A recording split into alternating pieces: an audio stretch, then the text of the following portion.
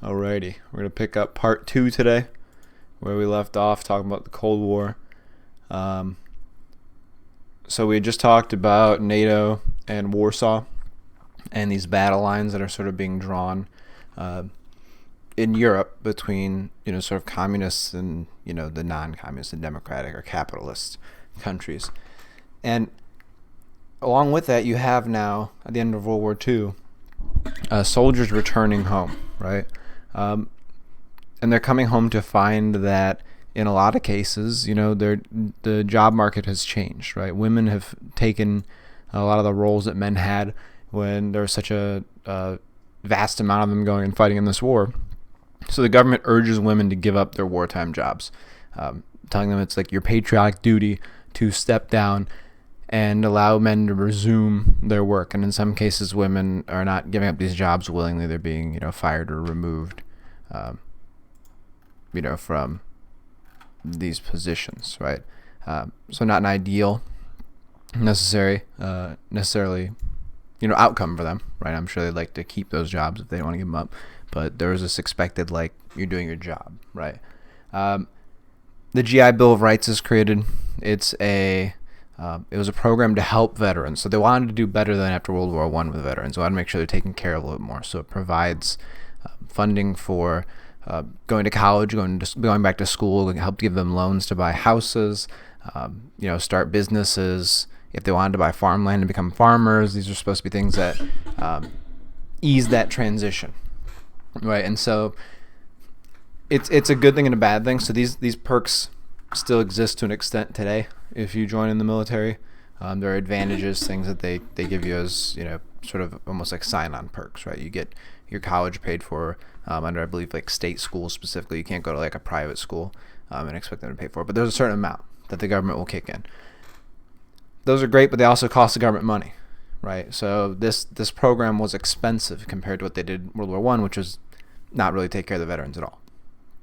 And because of that, it kind of pays back a little bit. So 20% of all new houses sold in the United States after World War II went to veterans. So a lot of that money they were given to buy houses went back into the market, right? So it kind of is cyclical. The government gave the money, they give the money to these people they're buying, the realtors or whoever they're buying the houses from, and the government kind of gets some of that back through taxes, right? So it's not a complete loss. 8 million of them use the educational benefits to go to college. So we see huge amounts of college enrollment after World War II, and the prices in general across the board of lots of goods tend to skyrocket. They're increasing very greatly because rationing's over. People aren't foregoing buying new pots and pans because they're saving all of their excess materials for the war effort. They don't need that anymore. So people are going out and buying en masse, buying luxury goods that they've been waiting for a couple of years, and it leads to scarcity. There's not as much that are available to be sold, so the prices naturally go up, right? That's simple economics there. So the U.S. economy is kind of in a pretty strong place. I mean, we loaned a lot of money out, but we're getting a lot back. And at the same time, we start to see some real sort of changes in terms of the labor movement. So people, workers in general, begin to go on strike, right? You've got these higher prices of goods, and in some cases it means like not the people who are selling those specific goods are going on strike, but the workers who are doing more manual labor-y tasks are going on strike because they can't afford to buy goods because their paychecks aren't enough money, if that makes sense. They're not being paid enough to keep up with the increasing prices of goods. And so there's going to be a number of strikes that happen across the country. People feel like they're not being paid enough to survive, right?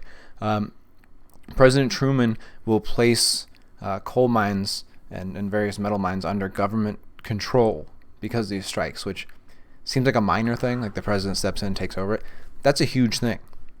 That's a pretty anti-capitalist thing. Okay? Capitalism is the idea of like hands off. The government doesn't touch the economy.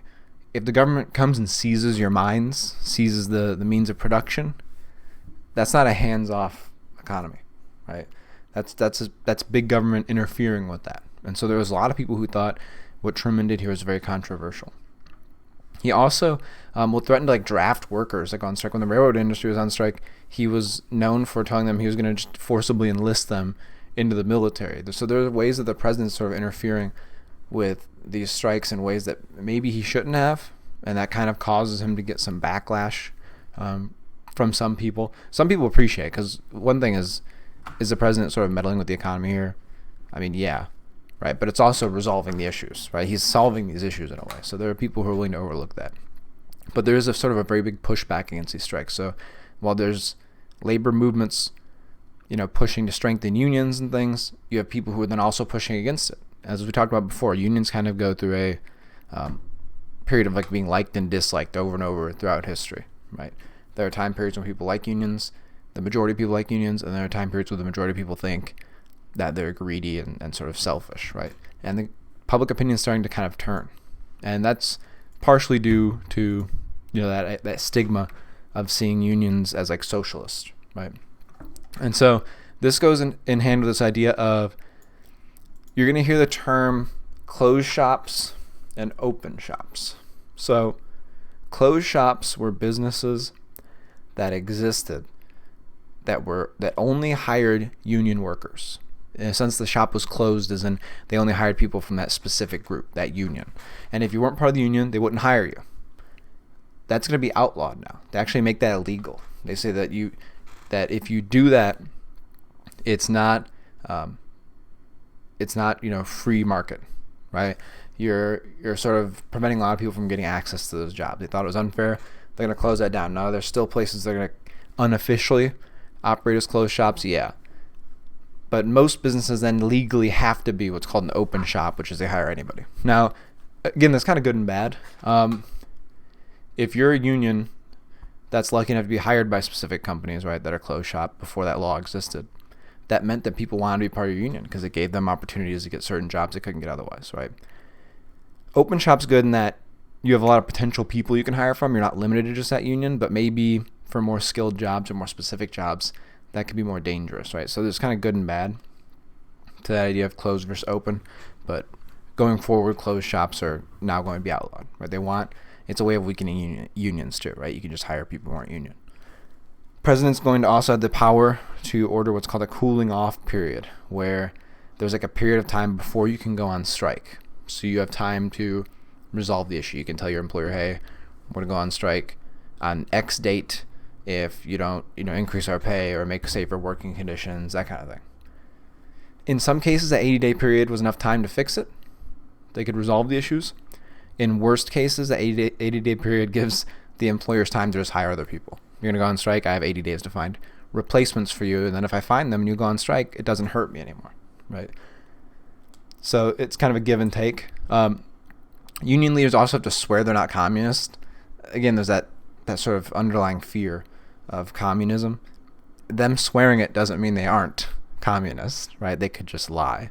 But it should tell you the fact that they've required them to swear that should show how big of a fear that was for people, right? They're so obsessed with that. They're like, well, they have to swear that they're not communists, right? So it gives an idea of what the real problems are. So as we talk about some of the civil rights issues that start to happen, part of that is in sort of effect because of these veterans, right? Veterans who are returning home after World War II begin to make the push for, equal rights for African Americans. And that's because some of these veterans themselves are African Americans. They were fighting in Europe where they were treated similar to World War I as like, doesn't matter what color your skin is, right? And it feels really bad for them, right, to come back to the United States where they're essentially second-class citizens, right, where they're not allowed to sit at, the front tables of restaurants or sit in the front of a bus. And that's a real hard adjustment for people who have just put their lives on the line for their country. And Truman, to his benefit, does push for some civil rights laws. He does want to push for not necessarily equality, but progress in that direction. And the Congress is actually going to be the one that sort of ignores it. So remember, the president cannot make laws. He can sign laws into effect, right? He can recommend laws. Congress does not have to do it. And in this case, Congress is unwilling to work with Truman. Part of that's because you have members of Congress who are, not part of Truman's political party. But also you have to remember, if you are a Southern congressman, the South is still not a real great place for black people at this time period.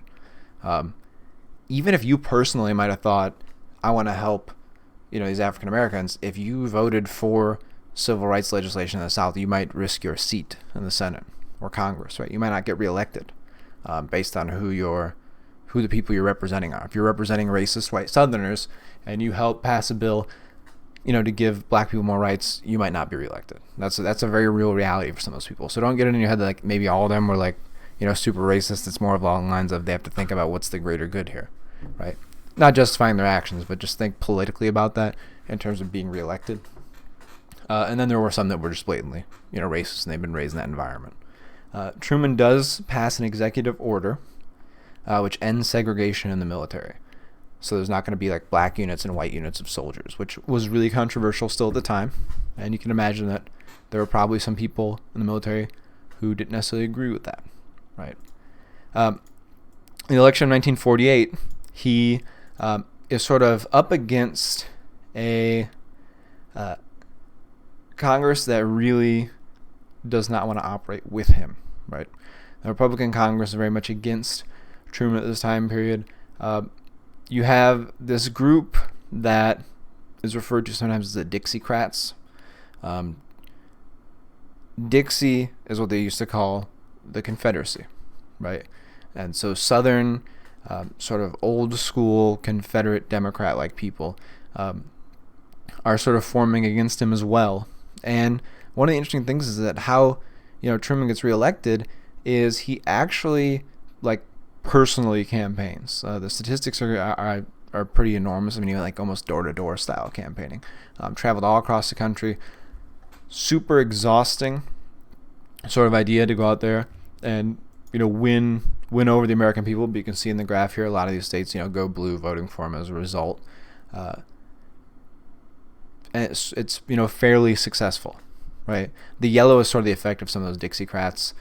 The red, obviously, are the Republicans. You can see the Northeast is kind of very heavily Republican this time period. So the fact that he won, Massachusetts and things, is a little bit of a shock, I guess. It might depend on what the demographic is in those areas. But it's a pretty famous victory, mainly because of this photograph. If you see the newspaper, it says Dewey defeats Truman.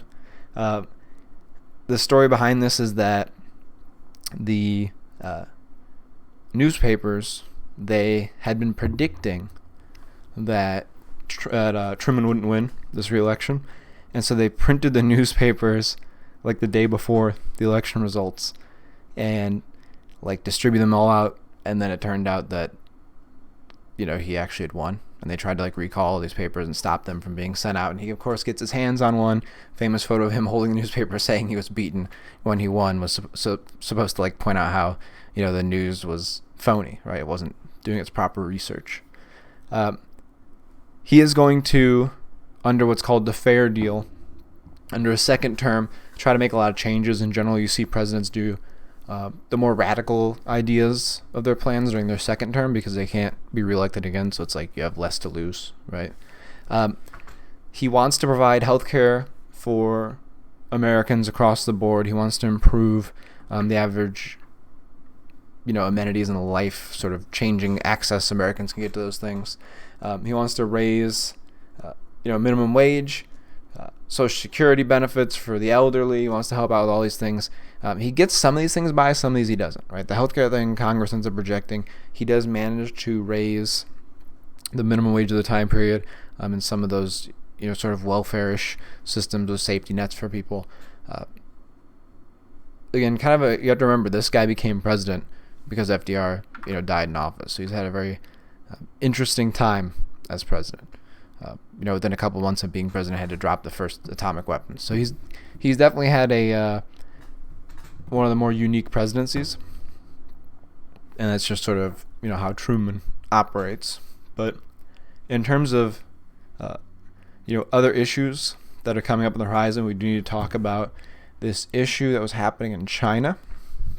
So you've got the Nationalist Party in China versus this Communist Party. And this is an example of when I said last time about how the Cold War is not a direct conflict, but instead it's a sort of pseudo war. We're fighting Russia indirectly, and so, or communism even indirectly. And so when we looked at China, and we saw the communists were coming to power there, the United States, under the idea of trying to stop the spread of communism, decides to back the Nationalist Party with supplies and funding, that kind of stuff.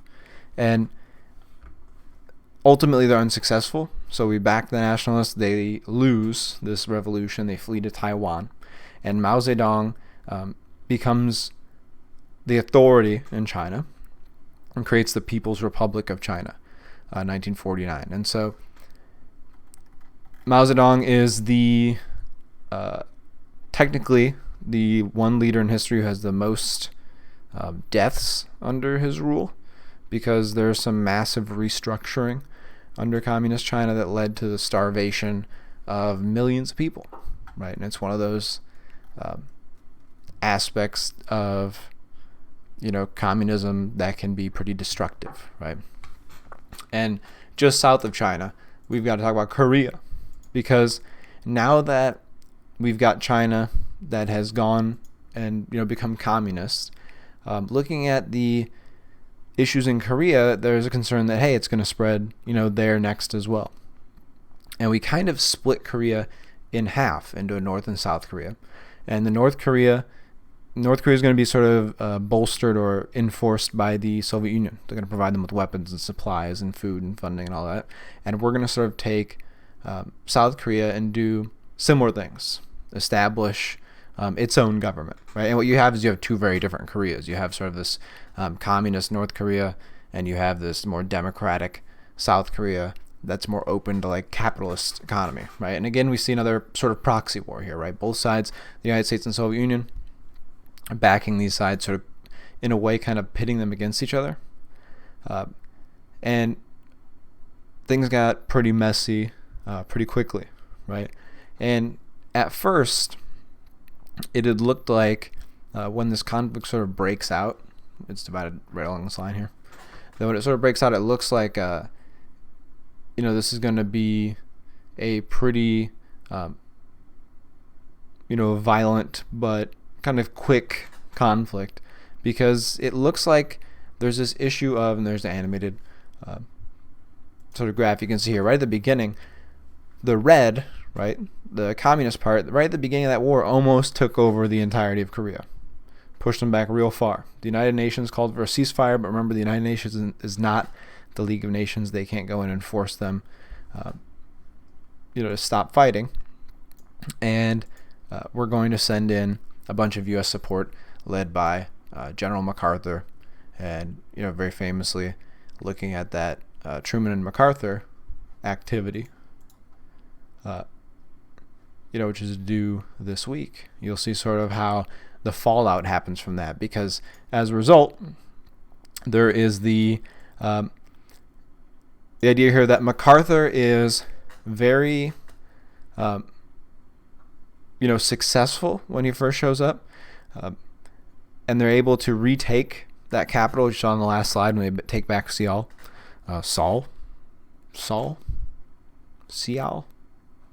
whatever the capital's pronunciation is. Can't say it right now.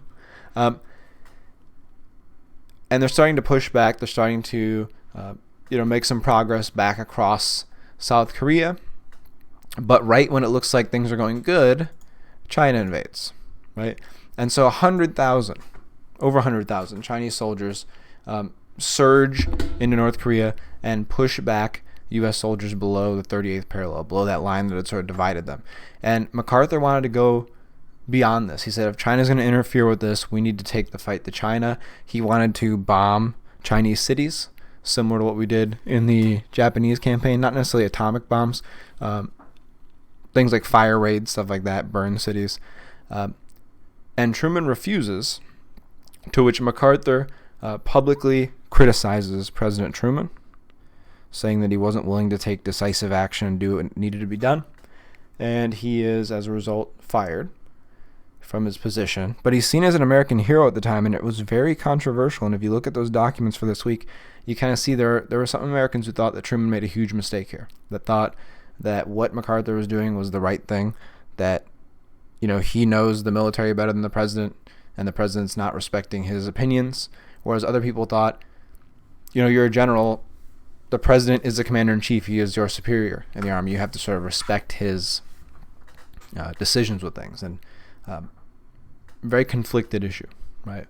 And you'll sort of see when you look at some of that how people really took to that. Anyway, 20 minutes. I can never keep these short, even when I try. We'll stop here. We'll probably have to do like a longer one next week to wrap these notes up. I'd prefer to.